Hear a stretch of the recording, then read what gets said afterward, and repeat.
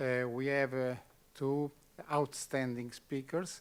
One is Professor Massimo Massetti, is the cardiac surgeon of the Gemelli, Policlinico Gemelli. And then we have Stefano Collatina, who is manager of an important farm, which is Baxter Farm. So we will see two different corners of the problem. One in the sanitary environment, as is an important hospital like Gemelli, another one in the private industry, because I think that methods can be compared. So we will learn from. I hope that the discussion will be quite present, and you will be free of interrupting the speaker with your questions if you have anything important to ask. Just a small introduction to the, what do we mean by team working? An effective teamwork and communication in a collaborative environment is the very foundation of delivery of safe, high-quality patient care. So you will not be alone in taking decisions. This is quite different from the direct doctor-patient relationship. This exists, of course, and we have been speaking about informed consent, privacy, and so on, and empathy. So the personal relationship with the patient remains, but of course, important decisions must be shared with some other people. So let's try to make an example. How many people will interact for patient with a simple stomachache from the emergency department to the operating theater? So let's imagine that you have stomachache, you go to the emergency, okay? You will find somebody who will address you in the emergency room, then you will have a triage nurse, and then emergency department doctor, a gastroenterologist maybe, and then a laboratory team which makes your exams, and then X-ray team, and then the surgeon, and then the anesthetist, and then the operating room personnel, and then ward personnel, hospitality personnel, and pharmacists. So you see that this is a kind of orchestra. If it does not work, and if they are not able to work together, the final product will not be a good product. And the final product, in this case, is the health and the life of the patient. So, just an example of team working. This book you have seen, many of you have bought this book. In the first year, the students wrote this book. And we used this method. We divided people into groups, 7 or 6, 7 people. Each group had a task to study a subject. So they had to learn how was it to work in team. They made a bibliographic research. They discussed the question with the audience and with experts, and then finally they wrote the text. And this is the final result of the Health and Ethics book, which treats about subjects which are going on. So, I think I'll stop here because I prefer to listen to the speakers, and then we can take again the speech and the discussion later. So the first speaker will be Massimo Massetti. Massimo Massetti is the director of cardiac surgery. He's a very famous, I think you know him, a cardiac surgeon, so he can tell us his story and what he's organizing in the hospital. Prego, Massimo. Thank you, Alessandro, and good afternoon to everybody. And thank you for the opportunity to share with you a few things about a theme that is, in my opinion, very important, is the concept of the hospital of tomorrow. But before I start this talk and share with you a few comments, I just introduce myself because I'm a cardiac surgeon, and I came from University of Siena, but in 1992 I moved to France, and I spent 20 years of my life, of my professional life, in this country. Then I moved in Italy again in 2012 in Ospedale Policlinico Gemelli, where I start to work with all my colleagues, specifically around an ambitious project that I will share with you. So, Cuore is a model of care, a new model of care that is a cardiovascular unique offer re-engineered, and is a sort of a model that we hope to develop in the hospital of tomorrow. But please feel free to interrupt me for any question, because it is interesting to be interactive with this kind of argument. And I am very interested, because you are medical students, and probably you will be the doctor of tomorrow in the next 5, 10, and so on. So if I ask you, what do you think about the hospital of the tomorrow?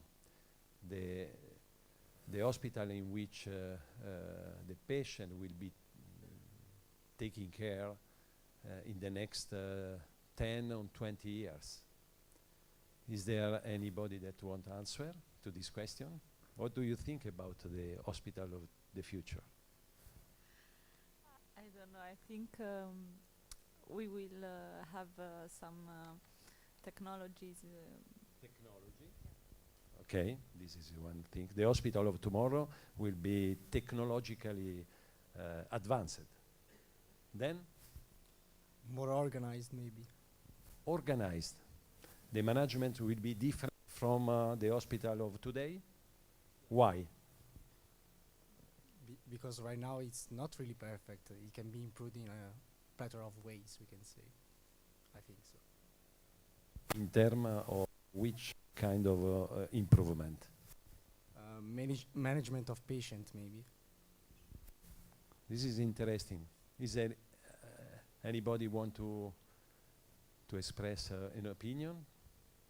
So the hospital of tomorrow is technological advanced and probably different in terms of management of patient, different in terms of offer of care. So are very interesting, the concept, but I start. Yes, Alessandro. Well, when we say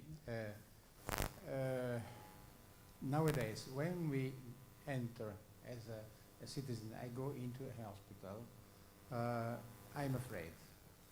What will happen of me? Who will take care of me? Will my parents will be informed of what's happening? Is my destiny given to anybody? Will anybody speak to me and explain to me what they are going to do? So I think this is anybody of you has ever been in an emergency room for any reason? And the first sensation is fear. Absolutely. The theme of communication and the sensation of the patient that had an experience of an emergency room or a big hospital are at the core at the heart of the problem. But let we start a little bit before, because in this slide you can see what we consider the problem of health today. And I will be a little bit provocative, saying that the healthcare system in our country has no more future. The reason because we lost this balance between maintenance of quality of care and sustainability of cost. So this is the problem of all the hospitals in Italy, but also in the Western countries. And the problem, the principal causes, there are many explications to this loss of balance, but I will suggest only two big problems. The first is the aging population, because we live more, the medical improvements today led to a more aging population, and every person in the last 3 years of his life spent or consumes an amount of healthcare resources superior to all other precedent life of the patient. So the first problem is the aging population. And the second big problem is the cost related to the improvement of scientific research and technology. So this is the problem, but and we have no solution because all these problems need more resources. In these slides, you can see the balance between the gross national product, all the production of money of a country, and the money allocated to the healthcare. In Italy, 8.9% of all the gross national product is allocated to the healthcare.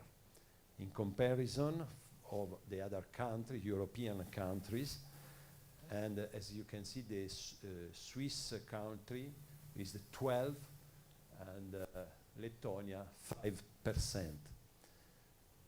And this is a big problem because on the left you have all the more rich countries in comparison of the other countries.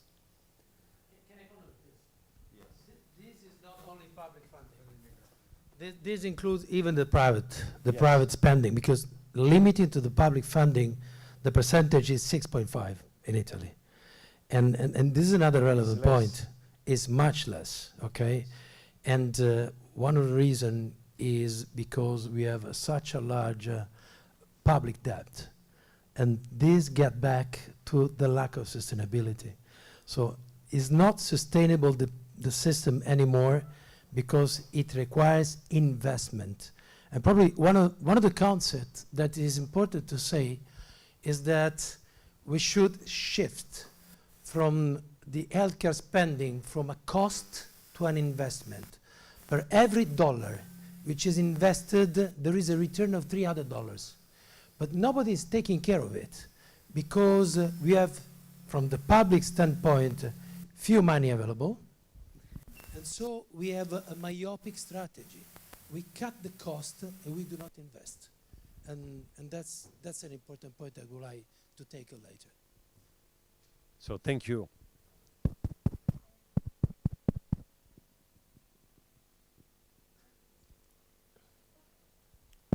Okay. Hello? Questo forse funziona un attimo. So this is the problem, and as you can see, this is our healthcare system. In this small movie, you see in the emergency room the situation of the patient that arrived in numbers, and they wait a long time before they are taken in charge. And why we are in face of this situation? Because in the last 5 decades in the modern medicine, the modern medicine developed around the concept of the knowledge. More we know the mechanism, the pathophysiology of the disease, and more we are able to treat this disease. So this is the progress of the modern medicine. But if we push the knowledge of the mechanism, we develop also a hyper-specialized medicine. For instance, for example, in the 70s, the cardiology was a department in which the specialist, the cardiologist, made all kind of exams, and he took in charge the patient, and was only the specialist of the heart. Now, if you go in the cardiology department, you can see different specialists of the cardiology. The interventional cardiologist, the echocardiographist, the electrophysiologist, etc., etc. So this hyper-specialization of medicine led to a fragmentation of the pathway. So when we take in charge a patient, we treat the single pathology with the single exam, but we don't take in charge the entire problem of the health of the patient. And for this reason, we treat a part of disease, but not the problem of the health. And for this reason, also, we speak of something that we can say like dehumanization, not human approach of the modern medicine. This is the actual care system, so is related to the development of the last 5 decades, in which we developed a hyper-specialization of the knowledge on the medical healthcare. So the solution is to change the way to take in charge the patient. Is a new paradigm. We have not to treat the single pathology, but we have to put at the center of the healthcare the patient and the problem of the health. And also for this concept, from an hospital that is designed and organized over the knowledge, and an hospital organized of a fragmented organization with many functional units, vertical functional units, we have to move to an hospital in which the patient is at the center of the health, of the care. So the hospital designed and organized on the problem of health. An hospital organized on a multidisciplinary approach to the patient and to its disease. So this model is a model that is called value-based healthcare. Value-based healthcare include an integrated multi-site care delivery system. In this model, the patient is at the center of all the care, and the competencies, all the instruments that are used to care the patient are around the patient. So at the base, there is a strong collaboration between all the specialists that works with a methodology based on the clinical pathway and an intensive organization of care. On the left side, you can see an organization with the old paradigm in which we have different vertical functional units. Every functional unit exprime a competencies and an amount of resources, beds, physicians, nurses, etc. You can imagine a cardiac surgery department, cardiology department, vascular department, etc., etc. On the right side, you can observe an organization completely different, not vertical, but horizontally, in which we have also the functional unit, but the patient is taking care, and the way by which we can treat the patient is organized in a multidisciplinary model.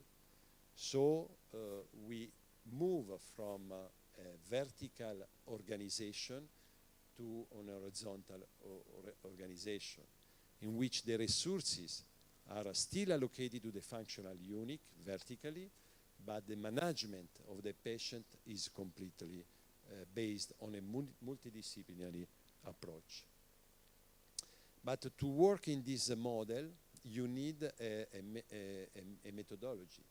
The methodology, the methods by which you can treat the patient is based on the concept of the clinical pathway.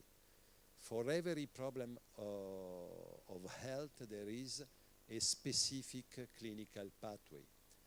In the cardiovascular area, you have a patient that suffered from ischemic disease or disease of the rhythm, or vascular disease, or patient that have a valvular disease.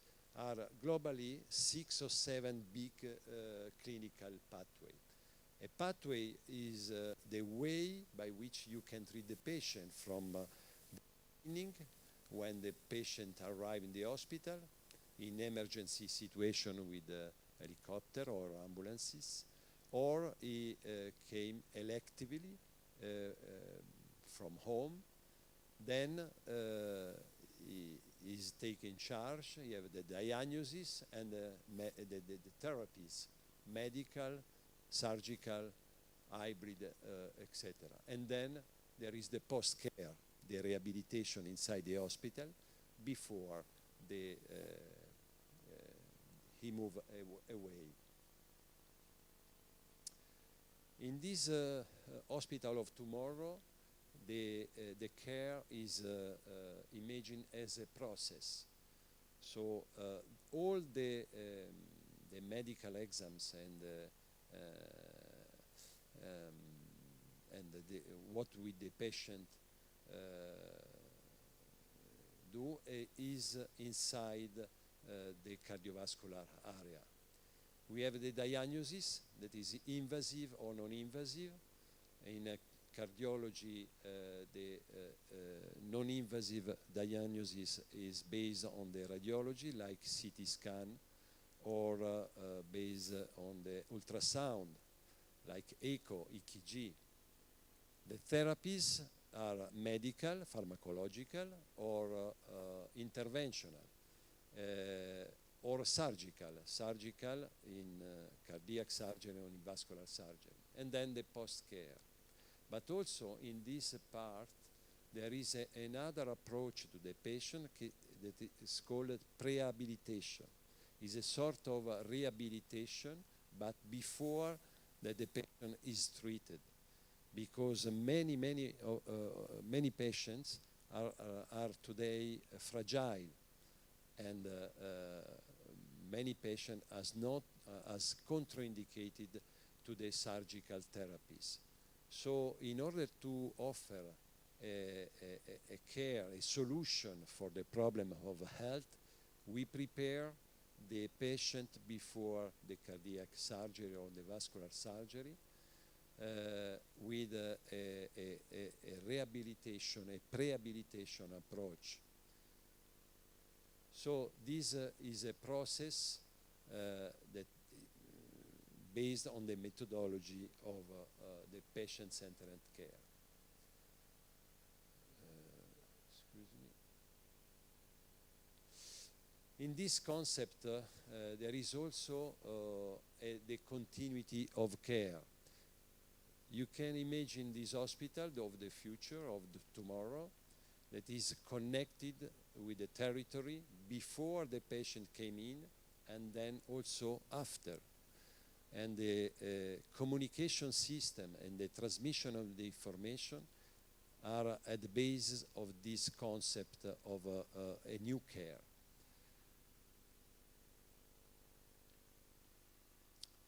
When we start to re-engineer this model of care about 10 years ago. And this is the first step. We created a heart team on daily basis. The heart team is a risk stratification instrument. Yes. Sorry, Prof. I want you to understand which is the difference between surgical or interventional. Interventional is based on the percutaneous approach, Okay. and all techniques that doesn't concern by open surgery. Oh, okay. Okay, we have in the non-pharmacological therapies, we have the percutaneous approach and the surgical approach, and the percutaneous approach is based on the catheter. When we use, we can change a valve with the percutaneous approach, and is not an open access surgery.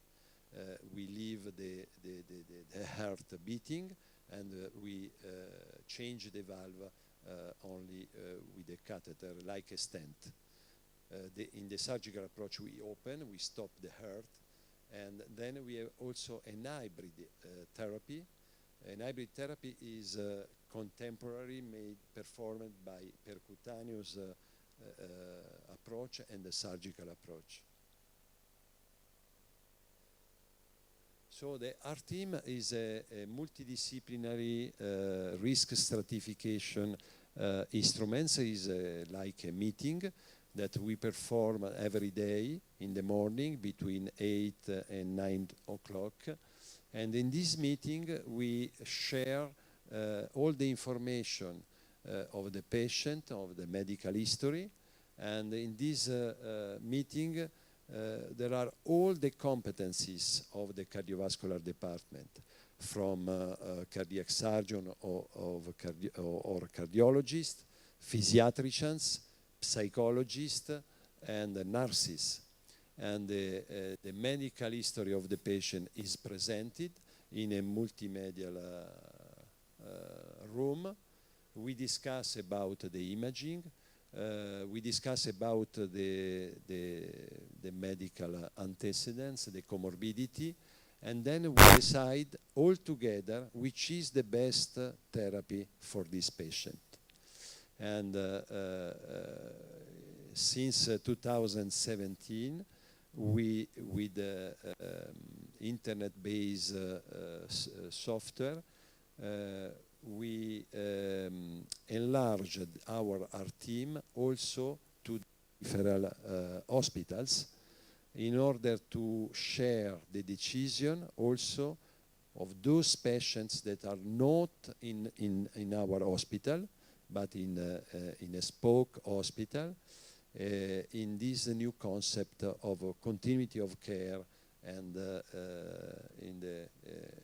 in the clinical pathway approach care. So in 2013 we started the heart team, and in 2017 we started the ER team with many hospitals. And now we have a sort of network with other peripheral hospitals in our region, Lazio, but also we work with hospitals that are in other regions, like Benevento, and we share the decision of patient before the patient came in our hospital.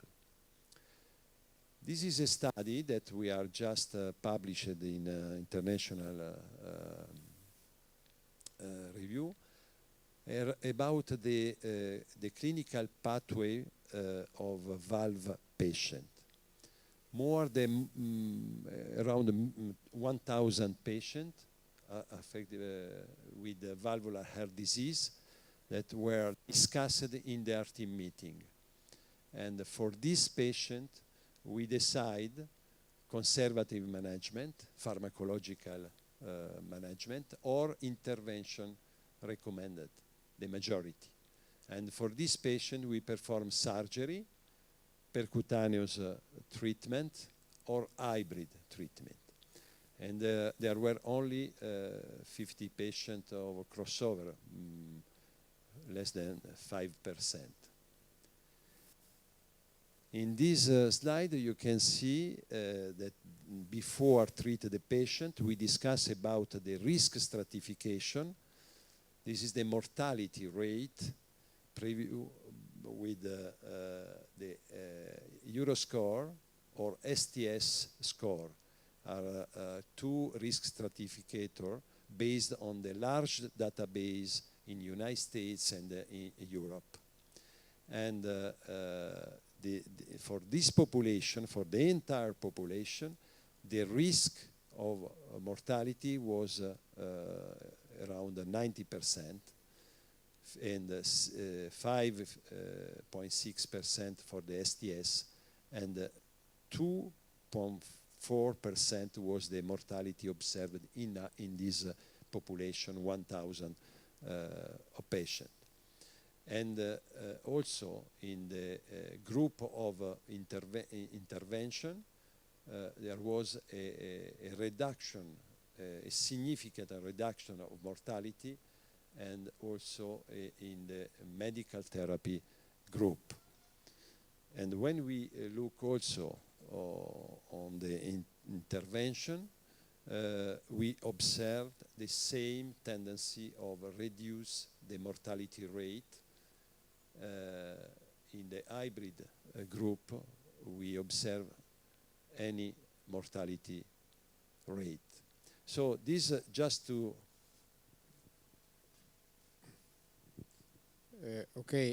So Professor Massetti every day directs a heart team because they have to take decisions. So how does it work, the team, in the sense? There is an autocratic team, a democratic team, which is the role of the director. There is a sense of hierarchy in the team or not? Do you think that all the components of the team are equal in their dignity? And which is the role of the patient? And which can be the causes of conflict in a team? Every day you live that. So tell us what happens in your team. So in our team, there are all the competencies represented, first of all. So every competencies, but also different physicians, students, trainers, and residents. And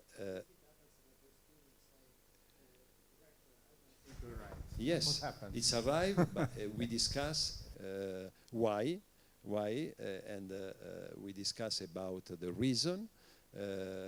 Every person says his opinion, and we discuss about which is the best treatment. The patient history is presented by resident, which all the imaging, all data, and also the physicians that he take in charge of the patient speak about the question or the information that he share with the patient, and all people presented in the room can express his opinion with the same dignity from the professor to the resident.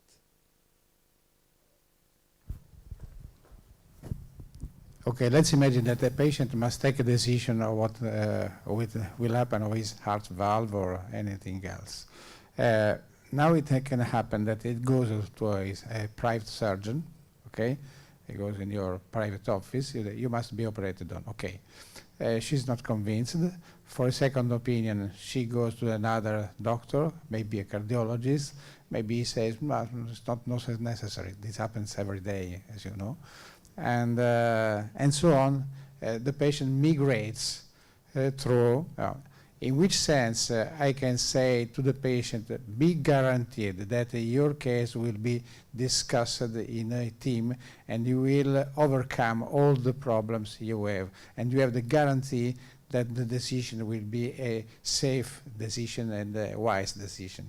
Yes, at the beginning of our experience in their team, we performed a study.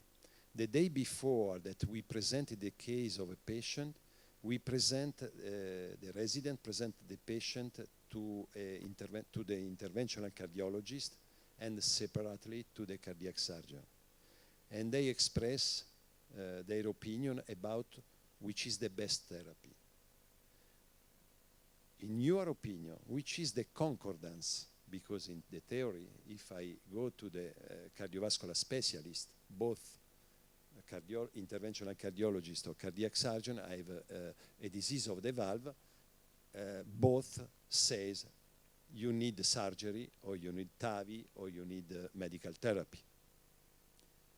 In this study, 400 patients consecutively, which was the concordance of the decision, in your opinion? Or in your opinion? 30%. 30%. Someone think different? No clue. 54. In a case of 2, the patient take a different treatment opinion. Then the same patient, we discussed the day after. The patient followed the recommendation of their team. And in this population, we observe a reduction of the mortality rate with the same operators.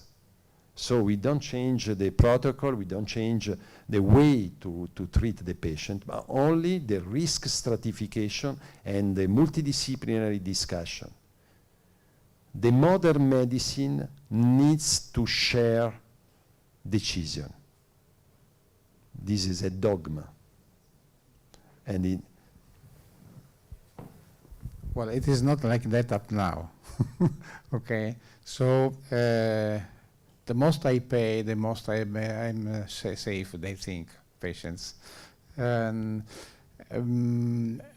It's a good news that now people begins to believe in heart team or in a medical team.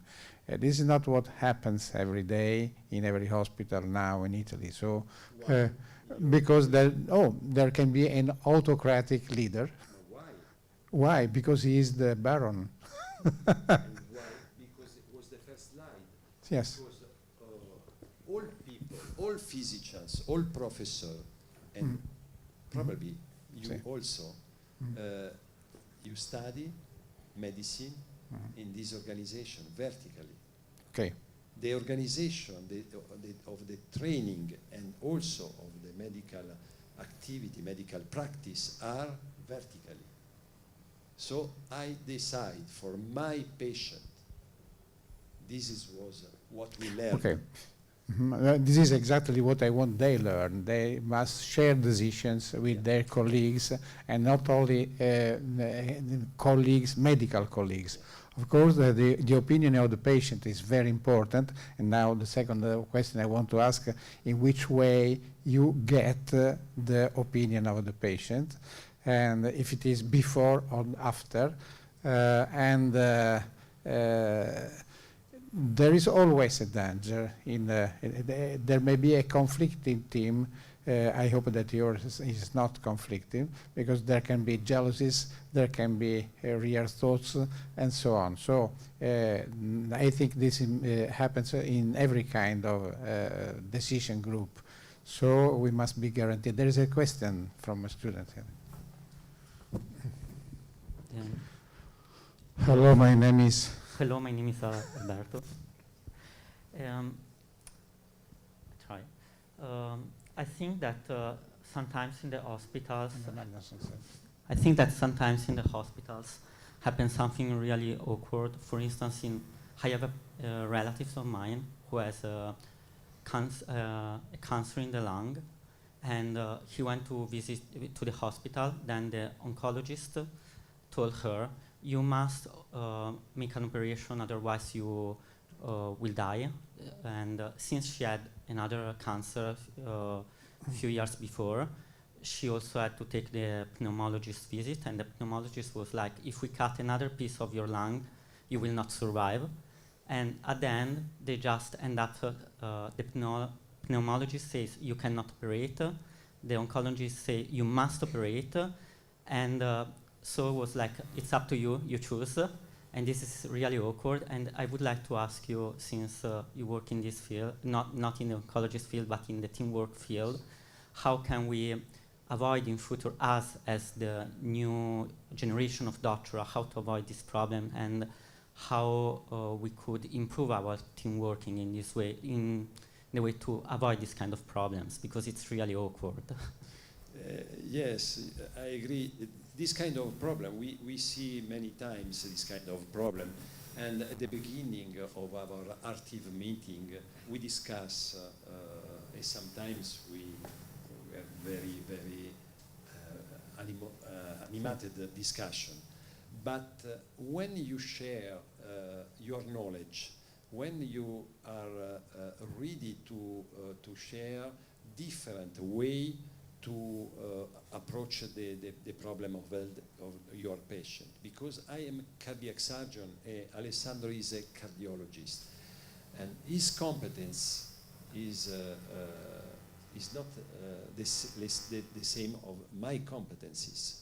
But if we discuss together, I think based on evidence-based guidelines, but also based on our experience, at the end, we can select the best therapy for our patient.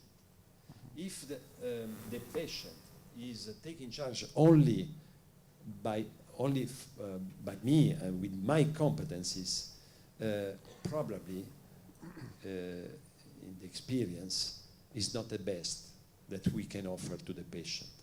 So share discussion, opinion, knowledge, experience is that the base of the future medicine. I have a clinical case for you. Yes. Okay, which happened to me a couple of weeks ago. A woman, 60 years old, fat woman, came to me. She said, "I have an aortic stenosis." I went to the cardiac surgeon. He told me that I must be operated on in a classic way, a traditional way, by sternotomy and cardiac arrest and so on. Okay. I know that there is another method, which is transcatheter aortic valve substitution replacement, and I would like to do that. Okay, I told that you are too young to do that. The guideline says that. Yes, but they discussed my case because I asked to do that in a clinic, in a heart team in that hospital. And they told me that it was impossible for me to have a TAVI because the TAVI transcatheter replacement because I'm too young. Well, doctor, you must know I am schizophrenic. Had already some suicide ideation. And I think that if I have to cut my sternum, I will kill myself. So nobody had taken into consideration this particularity, which is important. So in this sense, I ask you, in which, how important is in the heart team the opinion of the patient, and how can the patient express his opinion? Does his opinion is put before, during the discussion, or the decision of the team is brought to the patient and then he decides? Which is the dynamics? The dynamics, when we discuss about the best indication of the best therapy for a patient, there are many situations like, for instance, the choice of a mechanical valve or biological valve in a 60 years old, decades, for instance. So in this case, we discuss with the patient, because the patient can give a few information about his own lifestyle, his needs, aspiration, and when we discuss in our meeting the case of the patient, the physician that take in charge of the patient in the discussion speak about his discussion with the patient. So the patient came in our team with the physicians. In few cases, we invited the patient in their team, at the end of their team, in front of all the physicians, to explain why we take this decision and not the decision that came from the guidelines, for instance. Because in this paradigm of care, when we discuss about especially in the complex case, we don't observe the guidelines in a significant percentage of cases. Because when we discuss about the best therapy for a patient, we discuss of many details, many aspects of the life of the patient, of the medical history, that are not contemplated by the guidelines. And in this way, with a real multidisciplinary discussion, we choose the best therapy. And the results that we observe in our population says exactly this.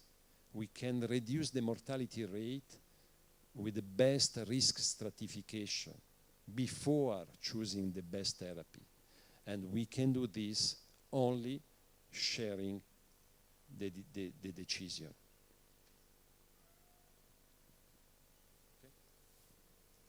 Can I ask a question? It's very interesting, and I think that one of the improvements for the future will be the granularity of the information you are collecting, how you learn from experience, and how you make sort of retrospective analysis of the reason why you selected the decision A, the decision B, in order to educate future decision. Can you expand on which data you're going to use, and if you believe that the amount of data you're going to process for the future will be expanding? Because probably at this point you will not need only physicians. You will need engineers. You will need experts in processes. You will need probably algorithm. Okay, it's one-to-one. He did the same to the mine, and I gave it back. So can you expand on this, please? Yes, in the concept of the heart team sharing decision, there are all the information concerning the patient. For instance, a fat female patient that needs to replace his aortic valve. In the risk stratificators, like Euroscore, like STS, there are many aspects of the history of the patient or of the needs of a patient that are not taken charge. So if we use an algorithm based on artificial intelligence, and we decide the guidelines says the patient to be operated, but this patient is a fat patient has many comorbidities, is psychological with anxiety and depression. So this kind of patient we don't operate. We prefer a percutaneous approach because the mortality rate is very high with a patient like this. So all the information are shared in this meeting. And also those information that are not in the guidelines, that are not in the usual methods to take the right decision. And these results express exactly this. We can reduce the mortality rate, for instance, in hybrid intervention. Which is the hybrid intervention? A patient that has coronary pathology is 3-vessel disease or 2-vessel disease, and he has also an aortic valve stenosis. Usually in every hospital is operated, and the patient, and in this patient we perform a bypass graft associated to an aortic valve replacement. But if the patient is 85 years old, the percentage of mortality rate in this patient is very high. So in this patient, we prefer to approach in a different way. We start with a percutaneous approach to the coronary stenosis, and then after 1 month, we operated the patient with minimally invasive approach. And instead of opening all the sternum, all the chest, we performed with a minimally invasive approach through a 3-4 centimeter opening of the chest. And this way, the risk is lower. So this is a sort of example of how we can select the best therapy, sharing all the information and all the data concerning the history of the patient.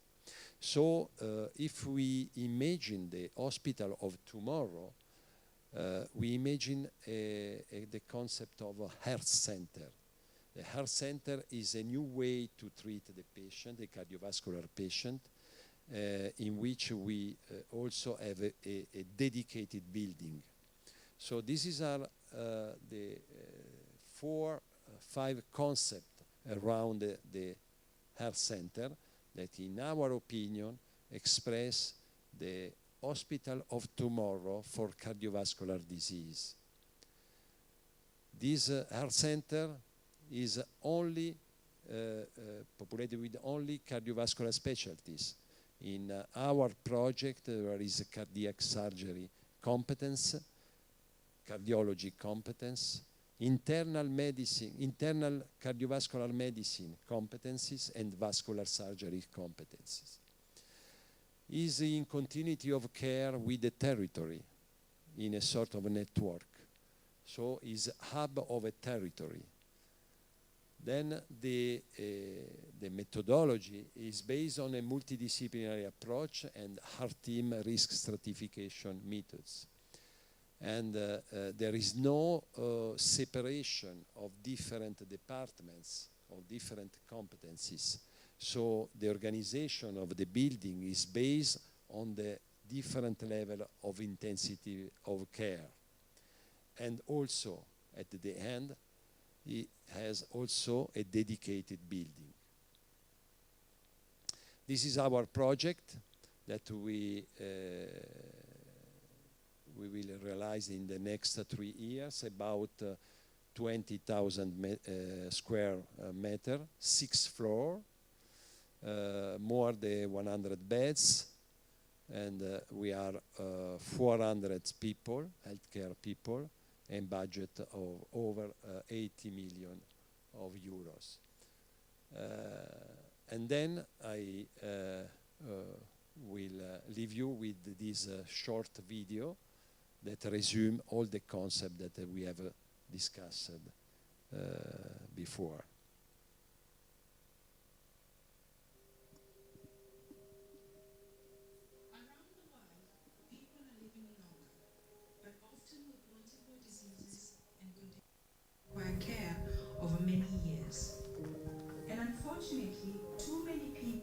are not informed or consulted in the care they receive. In some countries, only 1 in 3 people have the risks of their treatment explained to them. 1 in 5 people have at least one unnecessary test, and up to 40% of health spending is wasted due to inefficiency. Remember, people live with their condition 24/7. Not only will they seek care, people-centered care means ensuring that health services are tailored to people's needs and are provided in partnership with them rather than simply given to them. It means care where people, families, and communities are respected, informed, engaged, supported, and treated with dignity and compassion. People-centered care can have lasting benefits. It improves the trust, experience, and outcomes people have from care, the confidence and job satisfaction of health professionals, and the quality and efficiency of health systems. People-centered care can increase access to health services and reduce unnecessary use of services. Ultimately, it means people get the right care at the right time and in the right place. It is with this goal in mind that the idea of a hospital, innovative in its construction and its function, was born, the Roma Gemelli Heart. A structure which, through sustainable architecture founded on modern and innovative lines, leads to an immersive experience, creating perfect interaction between man, nature, and the environment.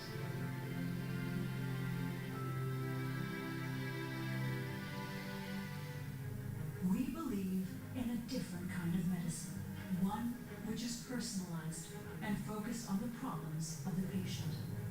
Modern medicine on a human scale, but which is sustainable at the same time. And for this style of medicine, we are imagining the hospital of tomorrow, which puts at the heart of things the quality of the care provided to its patients in every phase of their clinical journey, from the first symptom to the resolution of the health problem.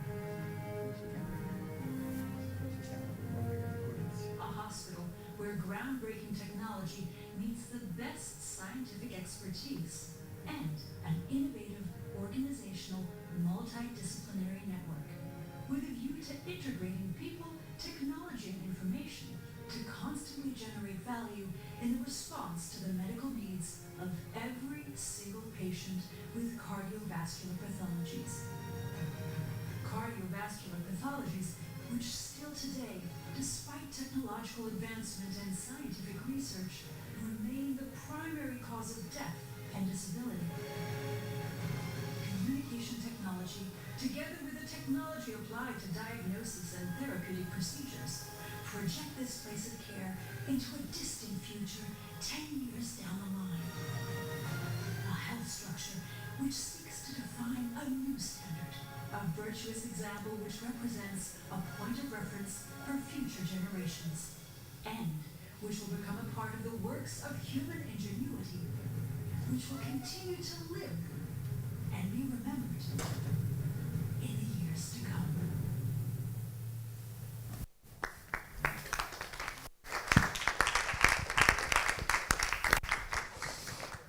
Thank you very much. I think that all people here will be would like to work in the next 5 years in your department. Well, something about the intensity of care method, philosophy more than method. Nowadays, our hospital work by specialties, which are quite vertical, as he said.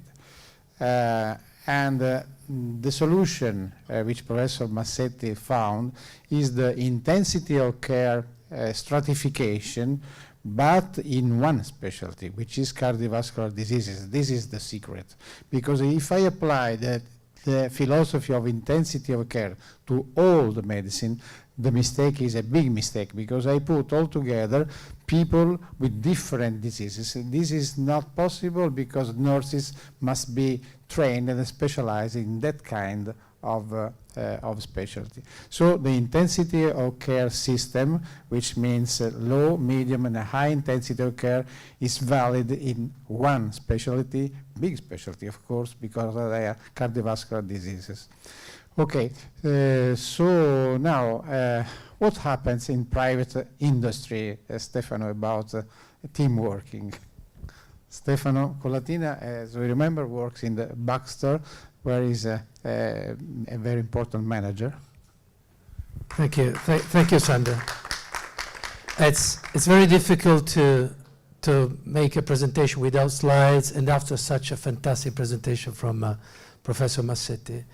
But I would like to give you a different perspective, okay? The different angle. I am a physician too. I graduated in '87. I spent almost 34 years in life science industry, and I started in running clinical trials. I met Professor Boccanelli when we were very young.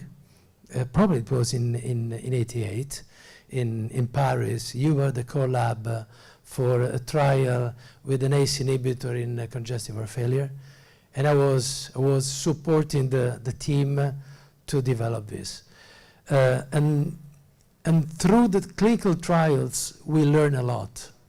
And all the guidelines were formed based on the data of clinical trials. But clinical trials are experiments. And clinical trials do not provide you with the real life situation. Clinical trials take a population, subtract something, compare the two arms, and drive to conclusions. This is not what happens in the clinical setting, okay? So this is a starting point to build up guidelines, but then we need something else. And something else is a more sophisticated approach, not just sticking with an algorithm, but have a conversation which is based on experience, which is based on data. I'll give you a bit of perspective of my career. I spent 15 years in running medical stuff. And then I moved to the dark side of the moon. I started to manage the commercial part. But there were some very interesting things, because in some companies, we were not just worried to sell products, drugs over the shelf, medical devices, services, but we started in integrating them into a journey that could support the patient in having the best outcome, or the treating teams in improving their efficiency. Efficiency means lower cost and higher sustainability for the system. And now, just to give an example, in Baxter, we support the management of patients that require the clinical nutrition at home, parenteral nutrition. We manage 3,000 patients a year in line across the territory, and we design the end-to-end process. And probably this is another element that was very important in the narrative of Professor Massetti. Processes are key.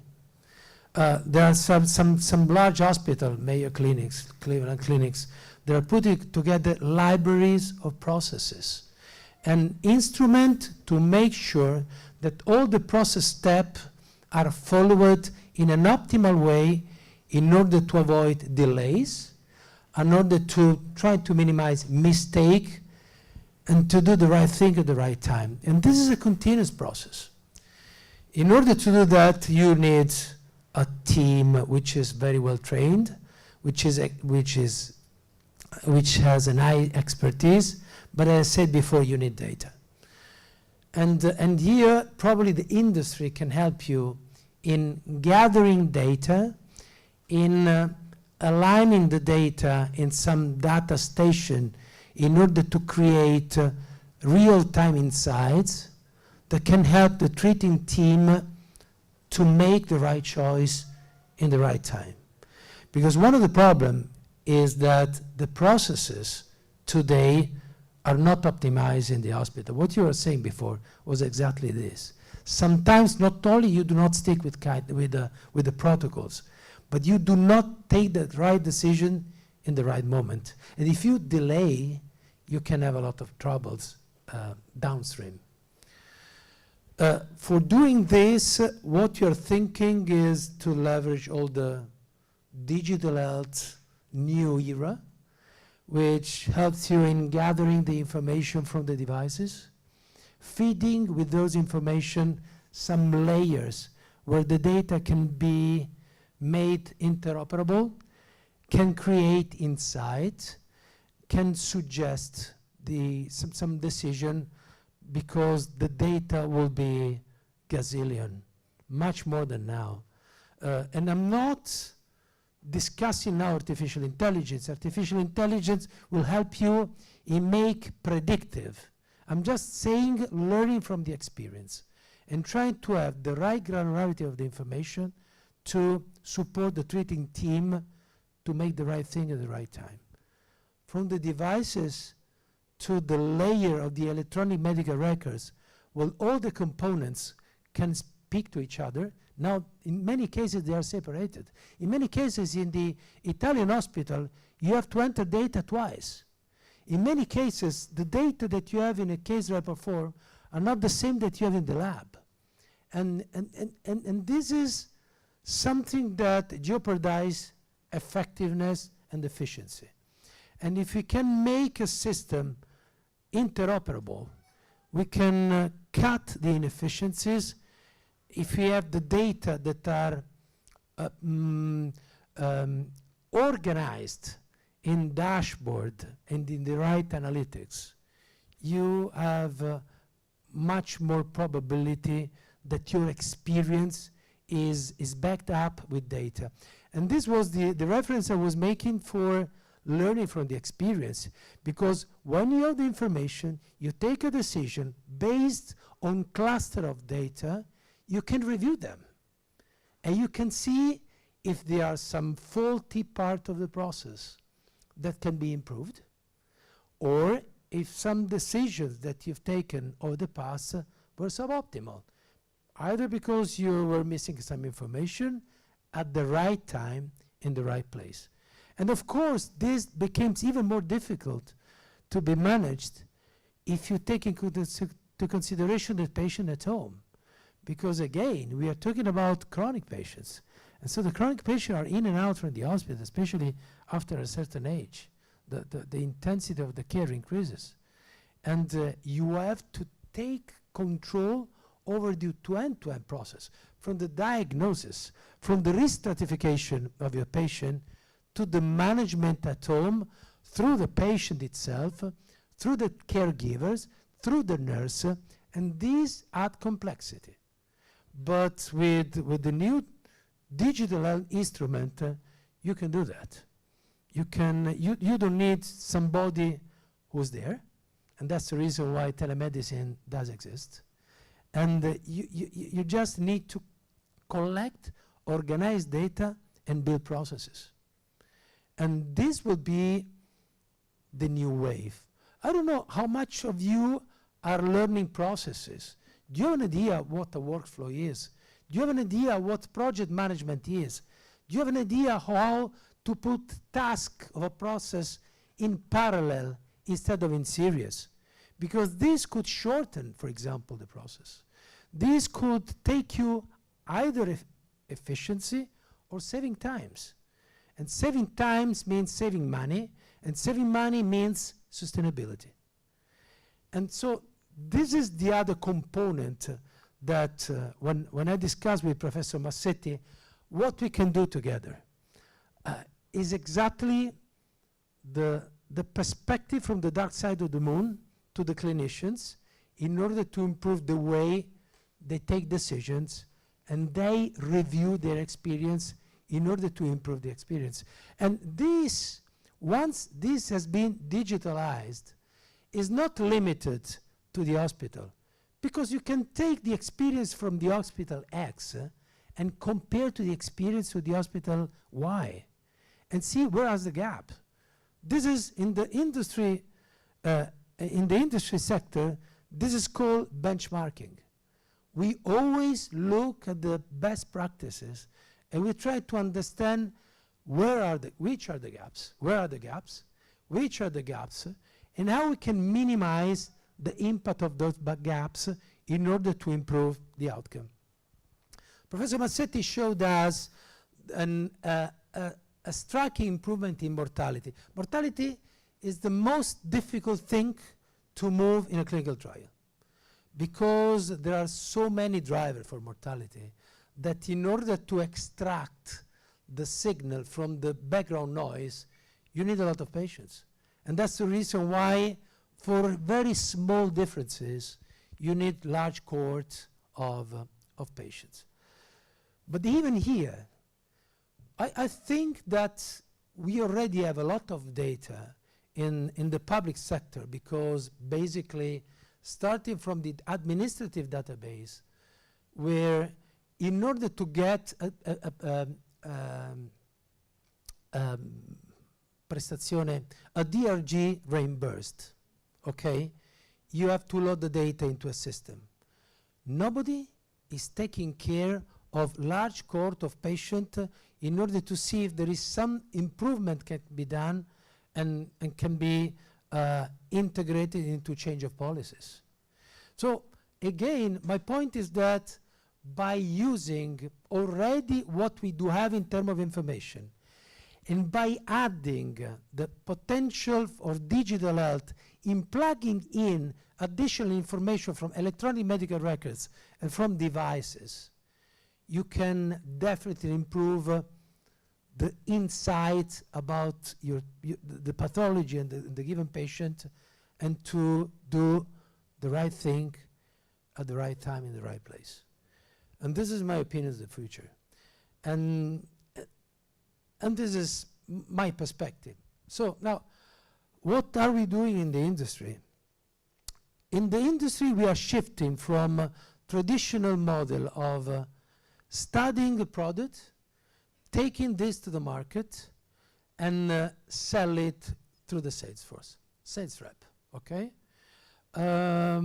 Because what we need is to participate and to support the treating physicians to optimize the processes, as I said. And how we can do it?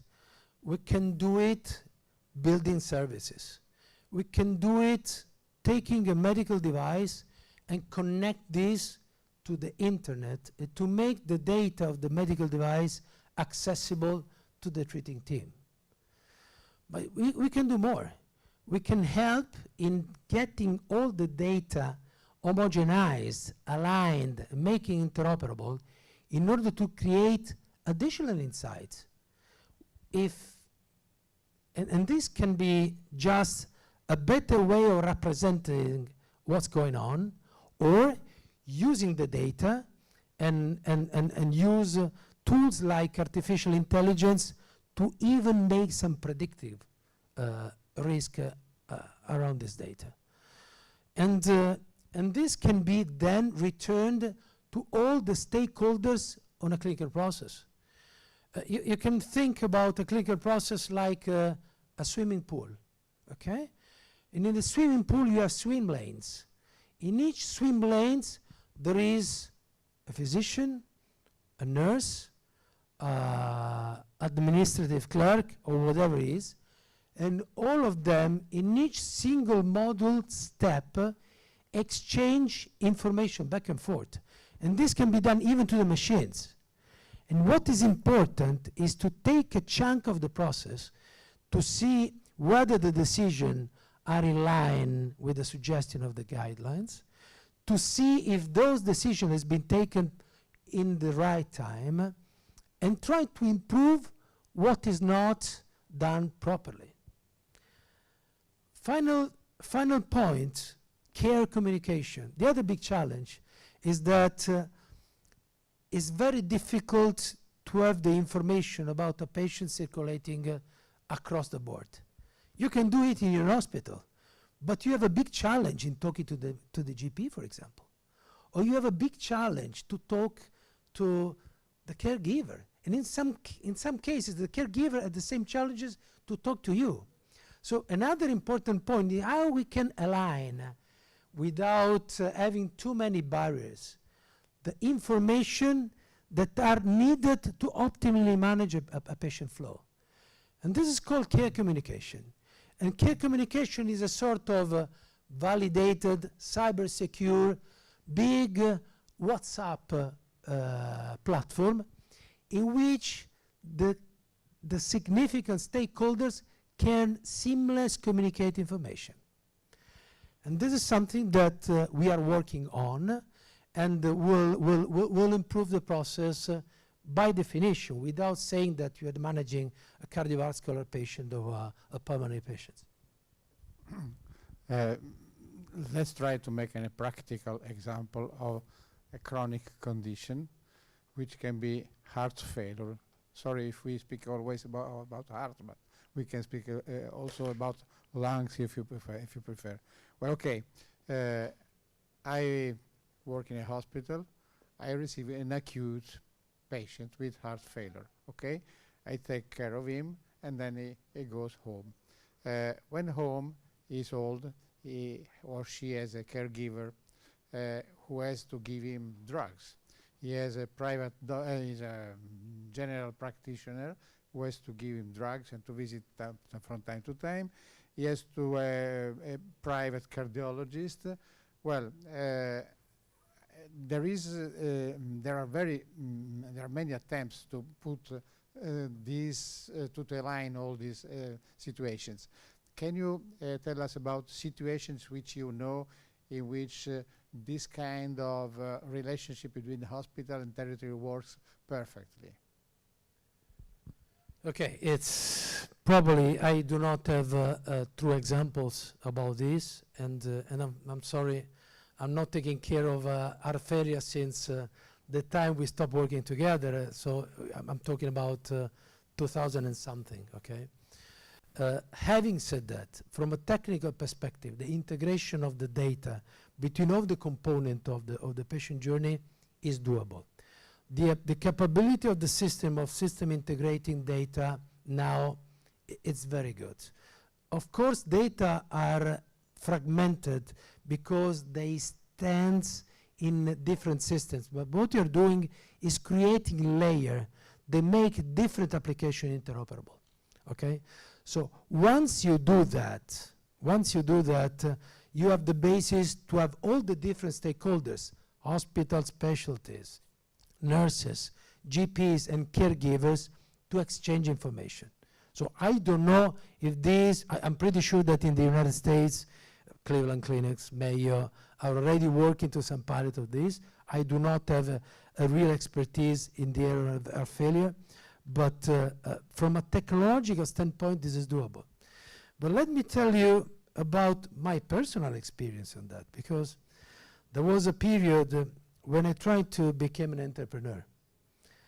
And in 2001, I was very fond about technology, and probably I designed, and this was funded by MUR at the time, is the Ministry of Research in Italy, a remote patient monitoring system that used, at that time, it was not an iPhone. It was called an handheld. It was a pocket PC sort of table that you could program and put some basic information about an heart failure patient. The weight, blood pressure, drugs, and we put even some psychological tests in order to see if it was affected by anger, anxiety, or depression. And we published this data in the Journal Italiano di Cardiologia in 2007. The trial is Icaros, done with the group of Parati at the Auxological Center in Milan. But the presentation of the design was done to the Italian Society of Cardiology in 2004. And the setup was done in 2002. So it's 20 years ago. And by looking at that data from remote, just looking at the increase of patients, could alert the treating physicians to call the patient before he got decompensated. And just providing him some furosemide, we decrease the incidence of unexpected hospitalization by 50%. And that was a very stupid thing. Let's follow up your patient in your journey.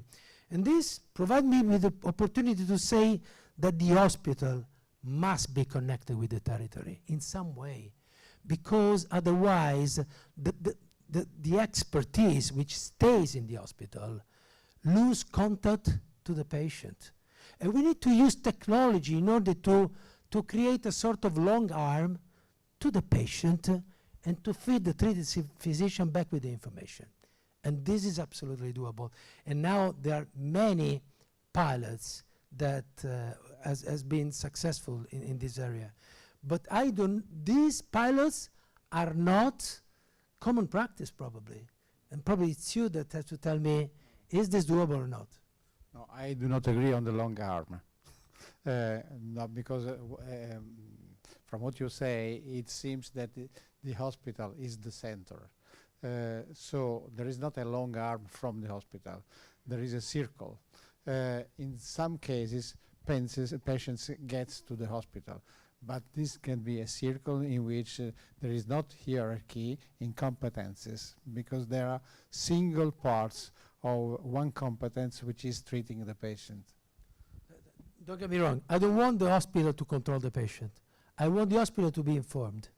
Because what happens is that hospitals in some case lose the important information on the patient. And this could be done in a pervasive way. So now we are trying to do fascicolo sanitario elettronico in order to collect the data that you do not have access to. When you have a patient admitted to DR, you have to gather information right away. And in some cases, you don't have those information. So what I'm just saying is that by building a network around the patient, this greatly simplify a quick decision when you're in critical situations. And of course, the hospital should take care of acute patients, while territory or whatever is the healthcare system should manage the chronic patient as much as possible at home, because hospitals are very dangerous places. There are a lot of infections. There are a lot of risk that can be, and are very uncomfortable. It's much better to treat a patient at home. Consider that in Italy, for example, treating a patient with an infusing antibiotics at home is not done. This is done in the Northern Europe. But in Italy, if you want to have an intravenous antibiotic, you're going to be hospitalized, which is crazy in the end, because it costs €1,000 a day. It absorbs a lot of healthcare resources that can be invested in other things. Okay, so and again, get back to the processes. We need to review the processes, to use the technology in order to be effective, efficient, and try to improve the outcome of the patients. I don't know if you want to comment on this. But I think if we move to sort of change the hospital in the future, also company had the same evolution, because physicians, patients, and also healthcare people and people from healthcare companies have to have the same vision in the future for manage healthcare problems, from the patient also to the technologies. I think is the same, is the patient journey, but also the healthcare people journey of evolution. This is music for my ears, because this is exactly the direction we are taking. We are moving from a product-based company to a service-based company, and we are trying to integrate product and services, either drugs or medical devices, and all the services that you can build around this, including layers, platform, data, insights, but even kind of analytics.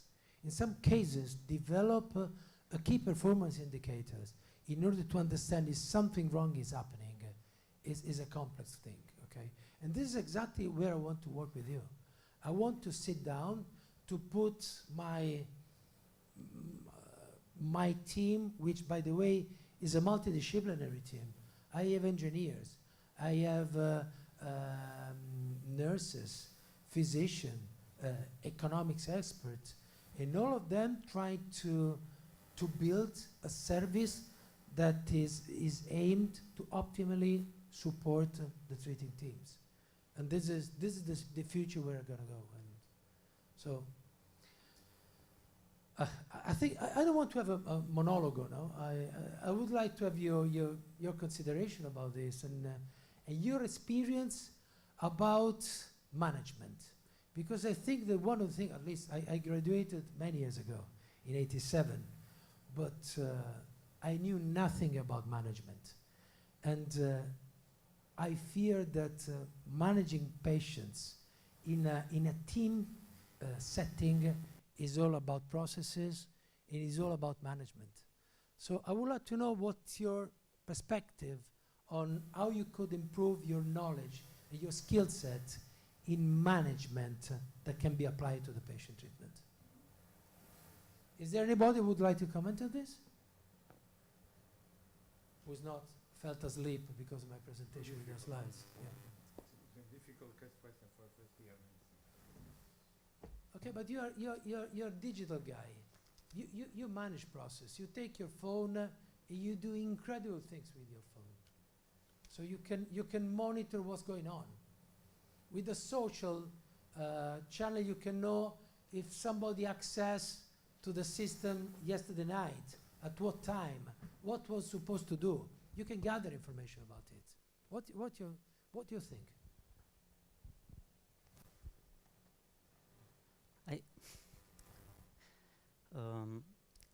From a management, I think there is a problem related to social media, as we discuss as young, I mean my generation, the millennial, is that sometimes the communication through a computer or a mobile is dehumanizing, so we feel really detached, and this can also lead to a sort of kind of depression in young people or feeling of uncomfortable. And so I think that telemedicine is really useful, and it's a great tool that we have to apply when it's possible. But of course, it is just an help to the traditional way to intend medicine. And for instance, what we do in Italy with, I don't know how to say in English, the domiciliary, or the direct interaction between two human beings is something that we cannot sacrifice. So computers are useful, but are just a tool that we use sometimes. Otherwise, we will feel detached from the reality, and we will not feel really in touch with the other person. I couldn't agree more. It's very important to keep the human touch in the physician to patient relationship. What I'm just saying is to add additional information in order to strengthen this relationship. And what Professor Boccanelli said before was, sometimes we have to take decisions, and the decision should be based on a lot of information. In some cases, not just the information that are stored in the guidelines. You need something more. And if those information are accessible, the work for the treating physician is easier. Other comments, if any?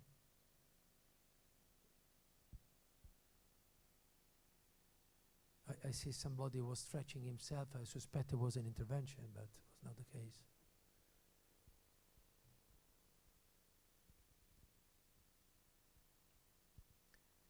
And but while you're thinking, just to fill the emptiness, my experience as a physician in the industry is completely different from the experience of Professor Boccanelli, Professor Massetti. But when I built a service in managing a patient support program service that improve the management of patient at home, I feel as a doctor to do what I thought when I was studying in a different way. So for you that are looking how to develop yourself, how to develop your potential, you have to look with very wide angle. There are so many things that you can do. Not necessarily in a hospital, not necessarily at home of the patient, but you can work like an entrepreneur, you can work working in an industry, and probably life science studies are one of the most interesting area in which you can accept your challenges for the future. So my suggestion is keep the eyes open, broaden your perspective, see what are the possibilities for you, and find your way.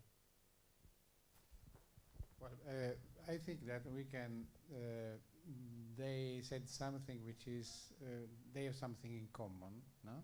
Also if their experiences are quite different. Because both Stefano and Massimo told, put the patient in the center of your attention and everything will be easier. To build up a system in an acute setting like it is in a hospital, if you put the patient, if you build the system around the patient, everything seems easier. You put the patient in the right place, in the right moment in the hospital.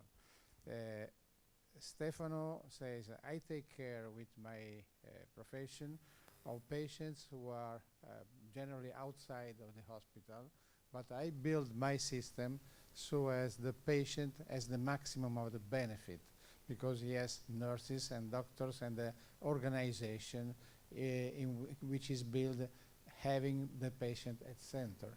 So it is quite easy to be a doctor, as you can see.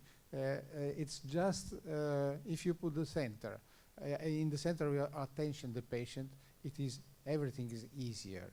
Because if you always think that you must make the interest of the patient as an individual or as a system, you will be a good doctor as a person and as working in a team. As you can understand from the speech we have just heard, working in a team will be, in any case, your future, because you will need the opinion of your colleagues. You have to share decision in every moment. So, well, I can try to resume what we have said in a couple of slides, maybe. If I can have my slides about the definition of a team.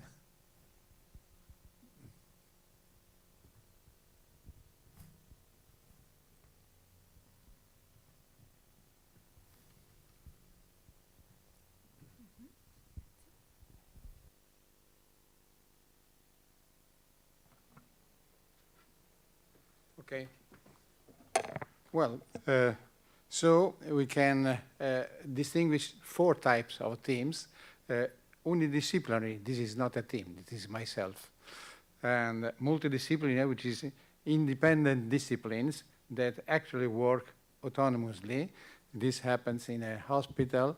There is an obstetrician, there is a cardiologist, and so on, and they work all together if the case is such. Interdisciplinary, where team interaction is essential for getting the final product. And transdisciplinary are members not only collaborate, but grow together and tasks and responsibility are shared. The health team, different skills and the professionalism with different responsibility work side by side. We have just said that in the heart team. Being an interdisciplinary team means being able to work in synergy, and the fundamental objective is to be pursued and on the way to achieve it. So the health team, the key word is self-awareness. You must be self-aware. You must know who you are. To reach it, you need an attitude of openness. So this is exactly the contrary of an autocratic team, flexibility and respect. You know that the team is an opportunity. And working in a team can become an opportunity for personal growth. You learn from the others. everybody knows some.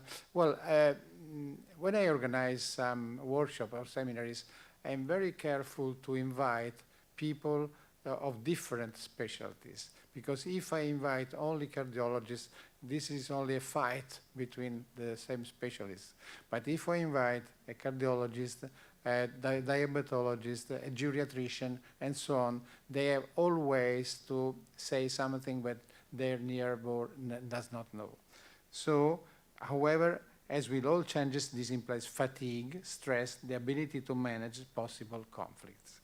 Well, let's try, okay.